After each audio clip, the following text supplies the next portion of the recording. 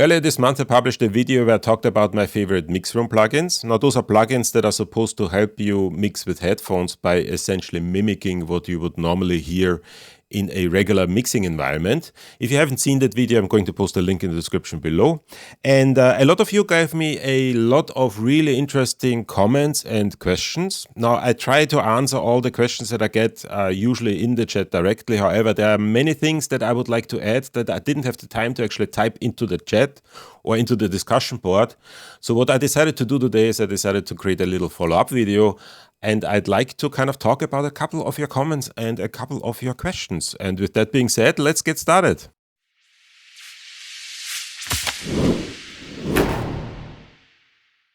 But first of all, hello everybody. In case you're new here, my name is Michael Wagner. I teach at the Antoinette Westphal College of Media Arts and Design at Drexel University in Philadelphia.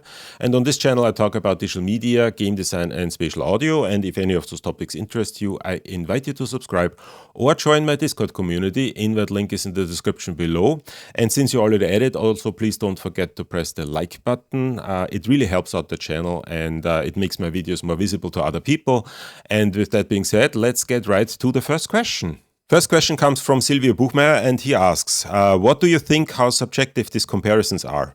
Since all our heads are different, wouldn't that make it the most important factor influencing how well one of these plugins works? Now, obviously, these comparisons are extremely subjective. And as you said, and I think I also mentioned that in my video a couple of times, it's your head geometry that makes a big difference. Your ear geometry, the geometry of your ear canals, but also how well your hearing works, actually. You know, kind of if you have certain hearing problems, it will impact the way you actually perceive immersive audio. Another thing that is not really talked too much about in these plugins is also the quality of your headphones. It's not only the fact that these plugins can equalize the sound, it's also the quality of the sound staging of those headphones. Now, I'm personally not an audiophile, but one thing that I noticed, for example, is that while I was creating that video, I actually used the Stephen Slate VSX headphones. And when I later edited that video with my regular headphones, suddenly everything sounded a lot narrower. And I lost actually a lot of the immersive impression that I had with the Stephen Slates. So this seems to indicate to me that these are actually very good sound staging headphones. Now, once again, I'm not an audiophile and somebody might correct me on that, but that's at least the impression that I'm getting. So in essence, yes, there's a lot of things that influence the quality of these plugins. It's the geometry of your head, it's the geometry of your ears, it's the geometry of your ear canals, it's the quality of your hearing. It is the headphones, it is the sound staging capability of the headphones, it is the detail that these headphones can reproduce, it is the frequency response of those headphones, it is the quality of your digital analog converter. One of the things that I noticed, for example, especially with the Stephen Slates system, is that it makes a huge difference what DAC I'm actually using when I'm mobile. So if I'm using a very well balanced DAC, it actually sounds significantly different. So there are many different aspects that change the way you actually perceive these, the sound and the way you perceive the quality of this immersive plugin. So the only thing that you can really do is kind of just test them yourself on your particular system and then essentially choose whatever works best for you. And that is essentially my recommendation. So please take my comparison with a huge grain of salt, because that is essentially my situation, my particular hearing system, my particular head in my particular studio setup with my particular headphones, and it might sound completely different to you. And we will actually kind of come back to that in a couple of the other questions that I'm getting. Second question comes from Cosmic Relic, and I actually got a couple of questions that followed the same idea, and I just kind of combined them. So in case you asked a similar question and I'm not mentioning you, I just took one of them and kind of in order to kind of address that. And Cosmic asks, I really can't hear much difference in most of them. Your number 5 did nothing for me. The Waves one changed the sound, but I'm not sure I would call it immersive. Now, once again, this is actually a really, really good point, because depending on your preferences, these might actually sound more or less immersive to you. And I would agree to you that most of these plugins have the issue that they can't really go into fully immersive territory because they don't have any capabilities of head tracking included. You can only get really immersive experience if you're actually able to reproduce the sound in such a way that corresponds to the position of your head. If you don't have that, and if you are not getting that feedback in terms of of when you turn your head, the sound changes, then the immersive experience is somewhat limited. Now, the one thing that I would also mention is that and I didn't really kind of talk about that in my original video, and that is that they actually are not really supposed to make your sound different. They are really only there in order to help you create a better mix. And that means that in the ideal case, these plugins are supposed to become completely transparent in the sense that you don't even recognize that they're there. And one of the ways this can be achieved is, and this is actually an official recommendation that Stephen Slade actually put into his description or in his manual of the plugin, that is that you have to actually kind of get accustomed to your particular setup. So the recommendation is to kind of set everything up and then spend some time listening to all kinds of things that you're comfortable with, that essentially sound familiar to you.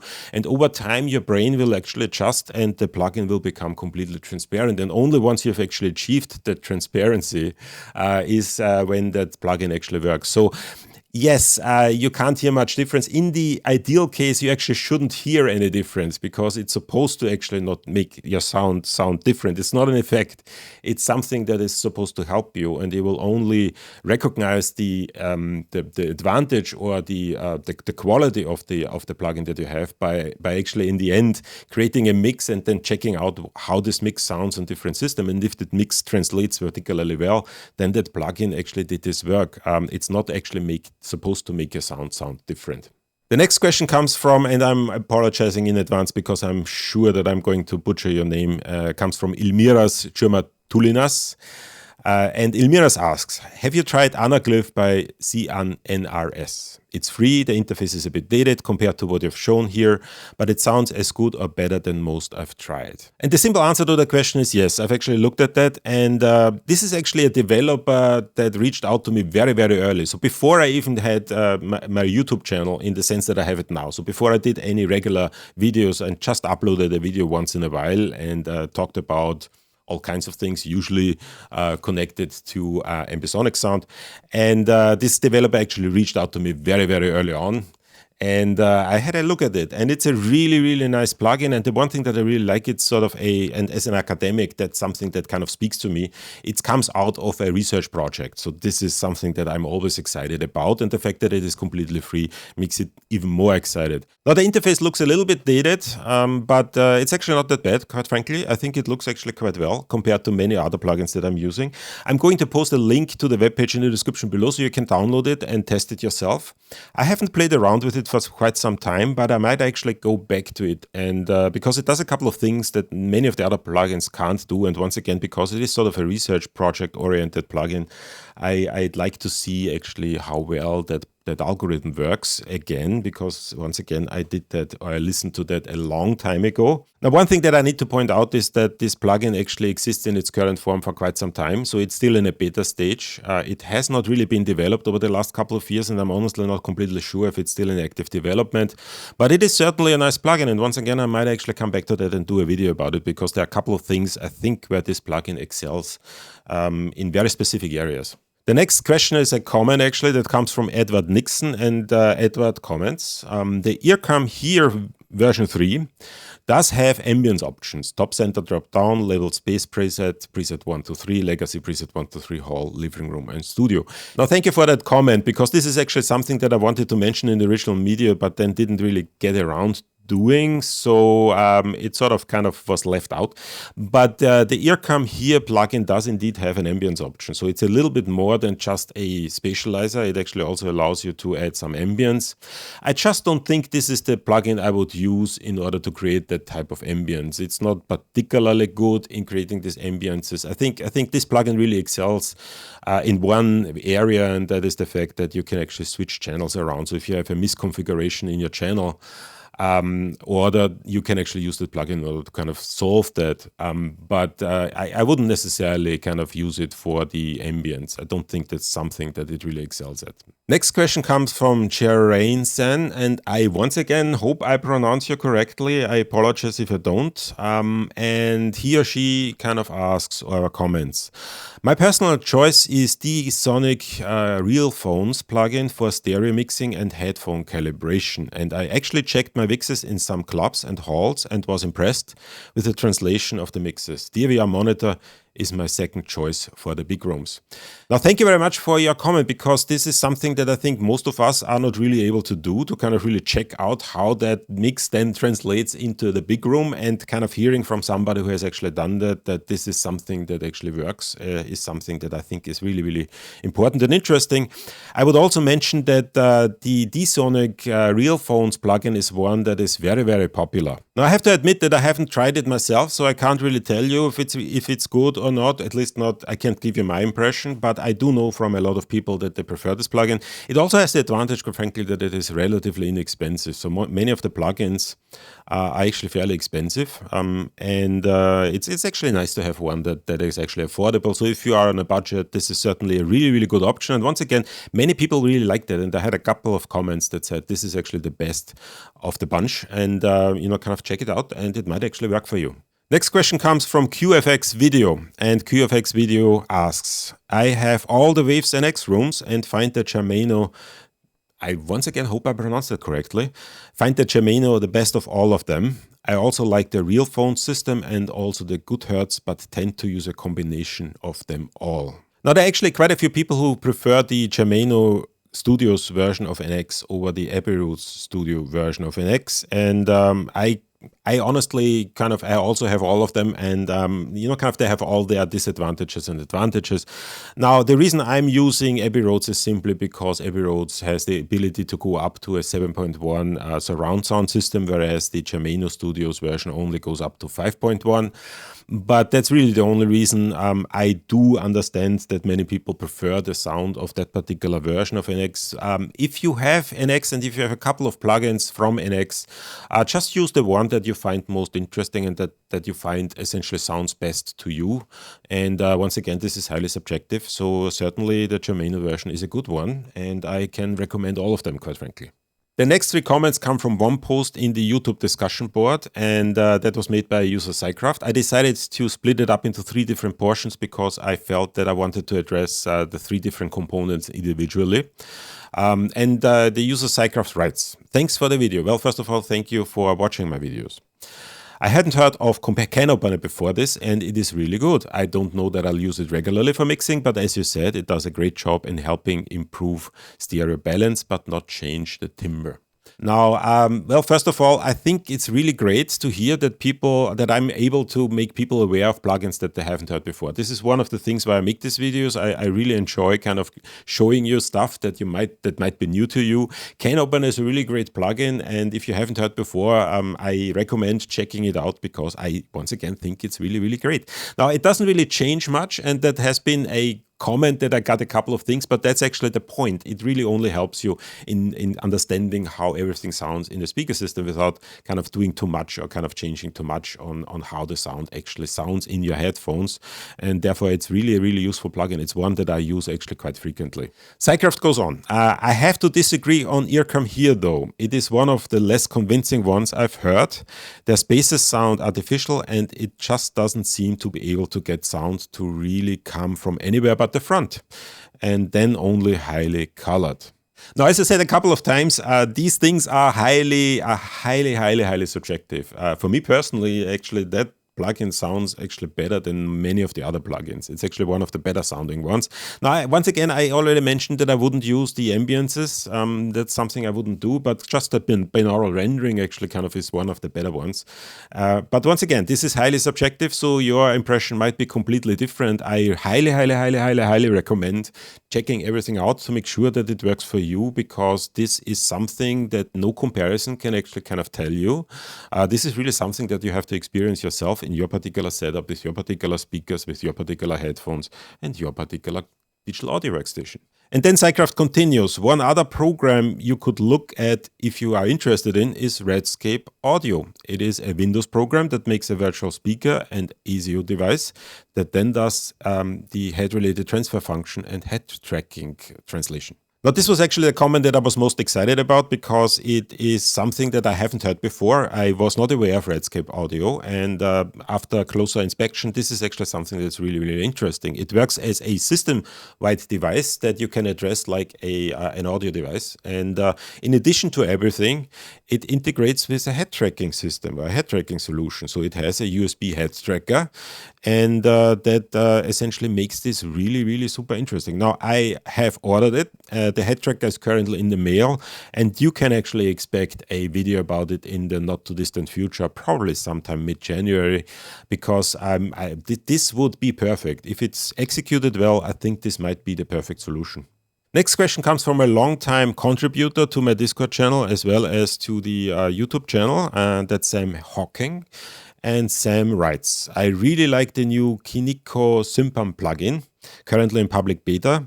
Other than Ben Subaware's binaural plugin, it's the lowest latency binaural with head tracking support I've found. Now, Sam has actually mentioned that plugin in my Discord before. I just didn't have a time to kind of test it out yet. It's also not really publicly available at that point. It is in public beta, but it's not that straightforward to get. So I haven't yet had a chance to actually test it. What I'm going to do is I'm going to post a link to Sam's YouTube video where it kind of shows how that actually works so that you can actually see how that performs. Now, in my analysis, I didn't really talk about latency that much because this was not a concern that I had. It's really kind of, I'm not really looking at live performances or anything like that. I was really kind of looking at kind of supporting your mixing workflow, and their latency is not as big of an issue. But it's certainly interesting to also look at these plugins in terms of latency. And I do know that Ben Subaware's plugin is really, really good in terms of binaural rendering. And if that has a very low latency, this might actually be a really interesting solution. I also know that this plugin, the Sympan plugin, also integrates with head tracking, and I think it integrates with Ben Subaware's head tracker, and that actually kind of makes this super interesting. So once I get my hand on it, I'm certainly going to check that out, and meanwhile, I'm going to once again post a link to Sam's YouTube video in the description below, and you can see yourself how well it actually works. Next comment comes from Yoshov Mix, and he or she writes, you should try Acustica Audio Sienna or Sienna Sphere. I'm sure you'll like both. And I actually do like both. I actually picked them up during the Black Friday sale this year. At the time I'm recording this video, when you're watching it, it's not longer going to be on sale, but at the time I'm recording this video, it was still Black Friday sale, and I actually picked it up. But this is actually an interesting solution. And the one thing that makes this interesting, actually there are two things that makes it interesting. First of all, it is probably the one tool that has the most flexibility in terms of the number of input channels that you have. I think it goes up to 9.1.6. So it has a very, very high flexibility in terms of the channel count that you can kind of route into that system. And that kind of sets it up to be a very unique solution for monitoring Dolby Atmos productions. And the second thing that makes this really interesting is that the fact that it can be used as a system-wide device. So similar to the Redscape device that you can essentially address like an audio interface or like an audio device, you can do the same thing here. Essentially, it creates an ASIO device that you can use in your system, and then instead of having that Sienna plugin as a plugin in the digital audio workstation, you can simply route the audio channels into that external software and have the rendering completely external. Now, the reason this is interesting is because in combination with the Dolby Atmos capabilities, you can then simply use it, for example, in combination with the external Dolby Atmos renderer.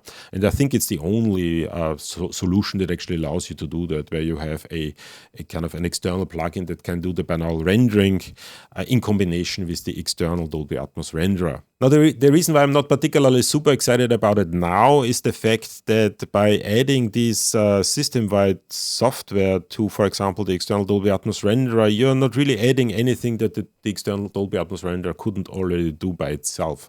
So it doesn't really add any additional capabilities other than that you have additional options for creating ambiances or different mixing room environments. What would make this plugin really, really great is if they would include head tracking, because then it would become the only solution that you have that is capable of monitoring, for example, a 9.1.6 mixing environment, Dolby Atmos mixing environment, completely immersive with your headphones through head tracking. And that is something they unfortunately don't have yet. So any multi-channel audio that you route into the system-wide version of Acustica Sienna Sphere is essentially just downmixed to binaural and without any ability to kind of change the direction in which you're looking. And that makes it kind of sort of interesting. So I personally see that this could become one of the most exciting solutions in the market, but for that it would actually need to have, at least in my opinion, it would need to have head tracking included, and that's something it doesn't have yet. But once again, it's a really good one, and during the Black Friday sale it was actually fairly inexpensive, so I picked it up and played around with it. It's really nice. Next question comes from Ole Flaten, and he or she asks, kind of surprised that you did not have the NovoLabs 3DX on your list. And this is actually a really, really good one, because I actually contemplated, I was actually kind of wondering which one I should choose. Should I use the HBL2 or should I use the 3DX? Because I'm really excited about 3DX, and I'm actually going to do another video in next week where I'm going to talk about some of the new features in 3DX. So it's one of the most exciting plugins that I have, and not having it included in that list seems to be an oversight, but not really, because the additional capabilities that 3DX has over HBL2 don't really add anything to the question that video made. It doesn't really kind of add anything in terms of the Mixroom environment. 3DX is more of a panning device. So I was going back and forth, which one should I choose? 3DX, HBL, and then in the end decided for HBL because it is the same binaural rendering algorithm minus the 3D panning that 3DX has. But once again, if you're interested in that solution and you don't mind the additional costs, I would definitely recommend 3DX over HBL2. And the final question of the day comes from Godly Templeman. That's an interesting username. And he mentions, I like your voice. Well, thank you. I'm not sure if I like my voice, but you never like your own voice. That's kind of the way things are. You remind me of Arnold Schwarzenegger, and it's cool to close my eyes and listen to the T800 talk Spatial audio. Now, this made me really smile because that's something that I get a lot. And you know, kind of, if you're not an Austrian, you are not completely aware, but Arnold Schwarzenegger's accent is actually very unusual. If you talk to Austrians, they will usually tell you that's not Austrian at all. And I think it comes because he comes from a somewhat, I wouldn't necessarily call it remote area, but for kind of a more of a rural area in Austria that has a very, very distinct way of talking, a very, very distinct dialect. And it combined with the American English in a very, very weird way. And so kind of most Austrians don't really recognize that as Austrian. It's actually something that is uniquely Arnold. I think he's the only one to talk like that. At least that's my impression. However, I quite often get that I sound like him. And I'm not completely sure if that is correct. I sometimes actually use that. So when I started out teaching in the United States, one thing that I would do, for example, is at the end of each lecture, I would end the lecture with, I'll be back. And the students really loved that. Now, I haven't really done that in a while because, you know, kind of, the students that we have today no longer kind of understand that reference. But it's very interesting to hear that people think that I sound like Arnold Schwarzenegger. And, you know, kind of, maybe I do. I don't know. Now, this is really everything I wanted to say today. There were quite a few questions that I wanted to go through. Now, I do need to mention that I'm recording this video way ahead of its publishing date. So if you are commenting on that particular video between the time I'm recording and the time I'm publishing it, it's going to be published close to Christmas. Then I apologize. You know, kind of, I just hadn't seen your comment yet. I might do another video in case there are really, really interesting new comments coming in, but that's what it is. And with that being said, I'll be back for the next video.